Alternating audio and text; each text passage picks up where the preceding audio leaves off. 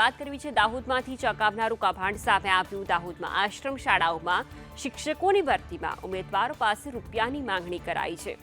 જનતાની સેવા કરવા માટે ચૂંટાયેલા પ્રતિનિધિના પિતા અને આશ્રમ શાળાના ટ્રસ્ટી દ્વારા શિક્ષક પદ પર ભરતી માટે ઉમેદવારો પાસેથી લાખો રૂપિયાની માંગણી કરવામાં આવી હતી।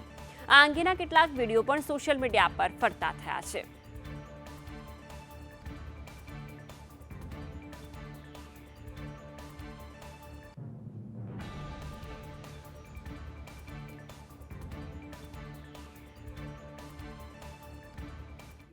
થોડું આગું પાછું કરી એ બધું વાત તે જ સાહેબ કે ફાઇનલ કયો તમે કે મેં તમને તે દિવસ ખાલી ઓછો થાય આહેના રીનાબેન છે અરે સરલા કેટલા બધાને કીધું વાત કરવા પૂછવાની જરૂર નથી બધાને અમે 70 લાખ તમારે મેં તમને કીધું હતું હવે તમારી કેપેસિટી નથી તો તમે ઓછા કીધું અમારે હું આટલા આપી શકાય તો આપણે એને પછી છે તો આજે ને આજે તમારી કઈ નથી તો તમે વ્યાજવા કરીને લાવીને હાલો એવું નથી કહેતો ના એ તો અહીંયા વાત કરી કે હું એ બી વ્યવસ્થા કરી હાલો અમારી પાસે ધિરાણ મળ્યું છે એમાંથી અને એ બધા અને તમે ધીરે ધીરે હાલજો વ્યાજ બી અમે અમારી રીતે સમજીને લેવું બેંકનું વ્યાજ તો નિયમ અમે બેંકમાંથી લઈએ પણ બેંકનું વ્યાજ તો નિયમ પ્રમાણે લાગે ને। અમદાવાદમાં ક્રાઇમ રેટ વધ્યો છે તેની સાબિતી એ છે કે હવેથી ગુનાઓના ભેદ ઉકેલવા માટે ક્રાઇમ બ્રાન્ચ ખાનગી કંપનીની મદદ લેશે। અમદાવાદ સાયબર ક્રાઇમે શહેરમાં વધી રહેલા ગુનાખોરીને લઈને એક નિર્ણય લીધો છે।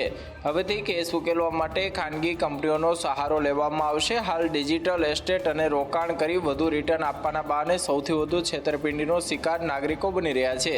ત્યારે ખાનગી કંપનીનો સહારો લઈને ડિજિટલ એસ્ટેટ સહિતના ગુના ઘટાડવાનો પ્રયાસ કરવામાં આવશે। આ સાથે શહેરીજનોને જાગૃતિ કરવા માટે અવેરનેસ કાર્યક્રમ યોજાશે। પેમ્પલેટ સાયબર સાથી બુક વિતરણ કરવામાં આવશે। આ સાથે જ વિવિધ સ્થળો પર જનજાગૃતિ લાવવાનો પ્રયાસ કરાશે। સાયબર ક્રાઇમે હેલ્પલાઇન નંબર પણ જાહેર કર્યો છે। કોઈપણ વ્યક્તિ ભોગ બને તો 1930 નંબર ઉપર સંપર્ક કરી શકશે। અમદાવાદમાં ગુંડાઓનું પ્રમાણ વધી રહ્યું છે જેને રોકવા જરૂરી છે જેથી પોલીસ આવા નવા અખતરા કરી રહી છે।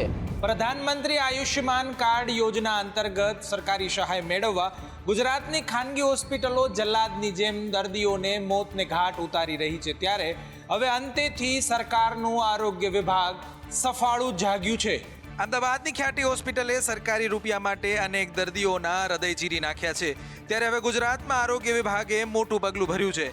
પીએમ જયમાંથી ગુજરાતભરની 7 હોસ્પિટલોને સસ્પેન્ડ કરવામાં આવી છે જેમાં અમદાવાદની 3, સુરત, વડોદરા, રાજકોટની 1 તથા ગીર સોમનાથની 1 હોસ્પિટલ સસ્પેન્ડ કરાઈ છે। આ સાથે જ અહીં કામ કરતા સ્પેશિયાલિસ્ટ ડોક્ટરો પણ સસ્પેન્ડ કરવામાં આવ્યા છે। પૈસા ભૂખી ગુજરાતની કેટલીક ખાનગી હોસ્પિટલો આયુષ્યમાન કાર્ડ યોજના અંતર્ગત કરોડોના કૌભાંડ કરી રહી છે। ત્યારે તંત્રએ હવે લાલ આંખ કરી છે। હજુ વધુ હોસ્પિટલો પર કાર્યવાહી થાય તો નવાઈ નહીં। ખ્યાતિ હોસ્પિટલ કાંડના મુખ્ય આરોપી પ્રશાંત સામે કાયદો પણ શાંત થઈ ગયો હોય તેવું જોવા મળ્યું છે। આ આરોપી પોલીસ કસ્ટડીમાં મહેમાન તરીકે તેની પરોણાગત કરવામાં આવતી હોય તેવા દ્રશ્યો સામે આવ્યા। ખ્યાતિ હોસ્પિટલ કાંડના મુખ્ય આરોપી ડોક્ટર પ્રશાંત વજીરાણીને વસ્ત્રાપુર પોલીસ સ્ટેશનના લોકઅપમાં રાખવામાં આવ્યો છે। પણ અહીં આશ્ચર્યની વાત તો એ છે કે તેમને અહીં આરોપી નહીં પરંતુ મહેમાન માનવામાં આવી રહ્યા છે। ડોક્ટર પ્રશાંત વજીરાણીને વીઆઈપી ટ્રીટમેન્ટ આપવામાં આવે છે। તેમને પોલીસ સ્ટેશનનું તૈયાર કરેલું ભોજન આપવામાં આવતું નથી પરંતુ ડોક્ટરની પત્ની દ્વારા રાંધેલું ભોજન પીરસવામાં આવી રહ્યું છે। અહીં મહત્વની વાત તો એ છે કે ભોજન લઈને આવેલી ડોક્ટર પ્રીતિને પોલીસ લઈ ગઈ હતી અને પોલીસ કર્મીએ ભોજનાલયમાં ઘરનું બનાવેલું ટિફિન ભરાવ્યું હતું અને એ રીતે જેલના ટિફિન ઘરનું ભોજન ભરીને અપાઈ રહ્યું છે। એવું લાગે છે કે પોલીસ પુરાવા ભેગા કરવાને બદલે આ આરોપી પ્રશાંતને સાચવી રહી છે અને તેની કોઈ પણ અગવડતા ન પડે તેનું ધ્યાન રાખી રહી છે।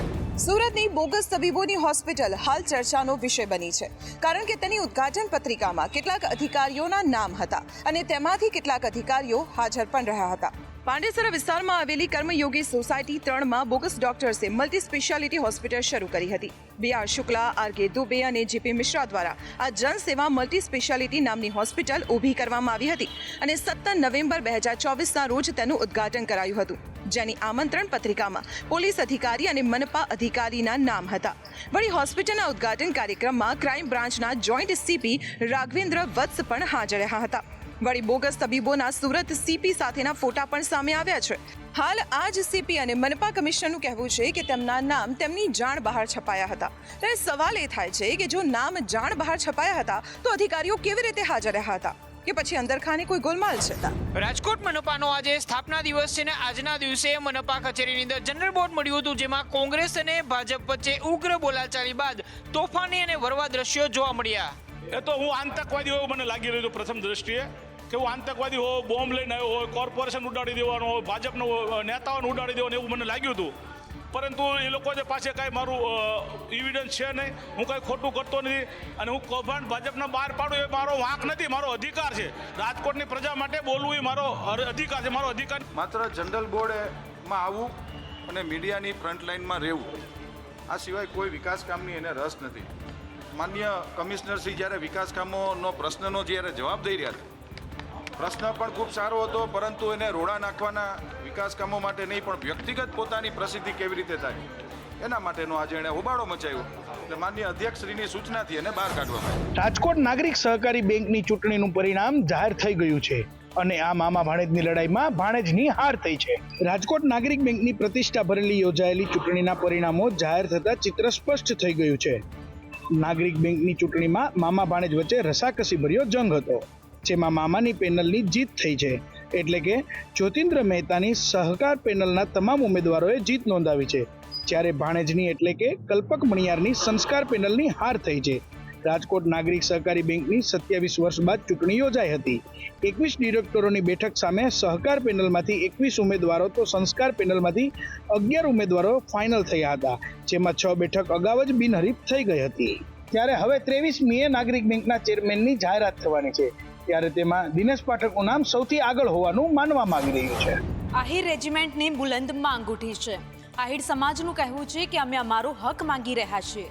ગુજરાત આહિર સેના દ્વારા 114 આહિર જવાનોની યાદમાં શૌર્ય દિવસની ઉજવણી કરવામાં આવી હતી. સોમનાથ પાલકા ખાતે સંમેલનનું આયોજન કરાયું, જે અંતર્ગત ભવ્ય બાઇક રેલી અને કાર રેલી સાથે સોમનાથ પાલકા બંને મંદિરો પર ધ્વજારોહણ કરાયું અને વાલકા તીર્થ ખાતે શહીદ વીરોને ભાવાંજલિ આપવામાં આવી.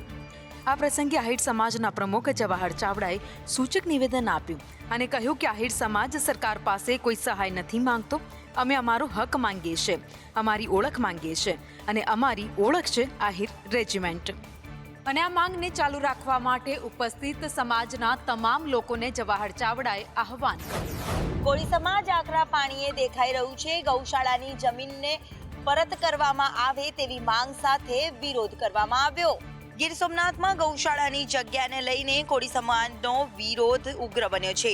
આજે 5મા દિવસે કોળી સમાજના લોકોએ વિશાળ રેલી કાઢી હતી અને સોમનાથથી વેરાવળ પ્રાંત કચેરી પહોંચી ગૌશાળાની જગ્યા લઈને રજૂઆત કરવામાં આવી હતી. આ સાથે જ ઉપસ્થિત ભાઈ બહેનો દ્વારા રામધૂન બોલાવવામાં આવી હતી અને સોમનાથ ટ્રસ્ટને સદબુદ્ધિ આપે અને કોળી સમાજને જગ્યા આપવામાં આવે તેવી માંગ કરવામાં આવી હતી.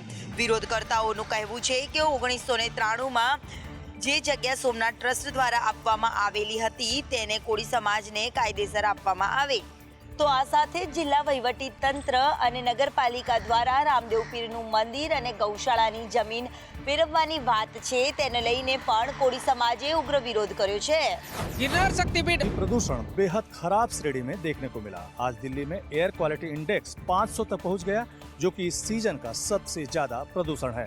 आज दिल्ली का औसत एयर क्वालिटी इंडेक्स 494 दर्ज किया गया, लेकिन दिल्ली के कुछ इलाके ऐसे थे जहां पर यह एयर क्वालिटी इंडेक्स 500 तक पहुंच गया, जो कि इस सीजन का सबसे ज्यादा प्रदूषण है. हालांकि इस प्रदूषण की वजह से दिल्ली के सभी स्कूल बंद कर दिए गए हैं. वहीं DU, जामिया, JNU सहित कई कॉलेजों की कक्षाएं वर्चुअल मोड में चलाने का ऐलान किया गया है. दिल्ली और NCR में ग्रैब 4 लागू कर दिया गया है. कंस्ट्रक्शन वर्क पर रोक लगा दी गई है और बाहरी राज्यों से आने वाले ट्रकों पर भी पाबंदी लागू कर दी गई है. दिल्ली और NCR में प्रदूषण की वजह से विजिबिलिटी पर असर पड़ा है, जिसकी वजह से 22 ट्रेनों का परिचालन प्रभावित हुआ है और नोएडा में एक हादसे में 2 बाइक सवारों की जान चली गई थी. પહાડો પર હિમવર્ષા થવાથી હાલ કાશ્મીર થીજી ગયું છે કે જેના લીધે ઘણી જગ્યા પર પારો માઇનસ પર પહોંચ્યો છે. નવેમ્બર મહિનો અડધો વીતી ચૂક્યો છે. પર્વતીય વિસ્તારોમાં હિમવર્ષા બાદ જમ્મુ કાશ્મીરમાં તાપમાનમાં ઘટાડો થઈ રહ્યો છે. પ્રવાસન સ્થળો સાથે લેહમાં લઘુત્તમ તાપમાન 0 ડિગ્રી સેલ્સિયસથી નીચે નોંધાયું છે, તો આ વિસ્તારોમાં રાત્રે હાડ થીજવતી ઠંડી શરૂ થઈ ગઈ છે. હવામાન વિભાગના કહેવા પ્રમાણે સોનમર્ગથી સૌથી ઠંડો વિસ્તાર નોંધાયો છે કે જ્યાં લઘુત્તમ તાપમાન -5.3 ડિગ્રી સેલ્સિયસ રહ્યું છે. બીજી તરફ પહેલગામમાં લઘુત્તમ તાપમાન -2.0 નોંધાયું છે કે જ્યારે ગુલમર્ગમાં લઘુત્તમ તાપમાન -1.8 ડિગ્રી સેલ્સિયસ નોંધાયું છે. તાજેતરમાં થયેલી હિમવર્ષાના કારણે ઘાટીનું વાતાવરણ હાલ સૂકું બન્યું છે કે જેના લીધે હવામાન વિભાગે આગામી 24 તારીખ સુધી હવામાનમાં કોઈ પણ ફેરફારના સંકેત નથી આપ્યા.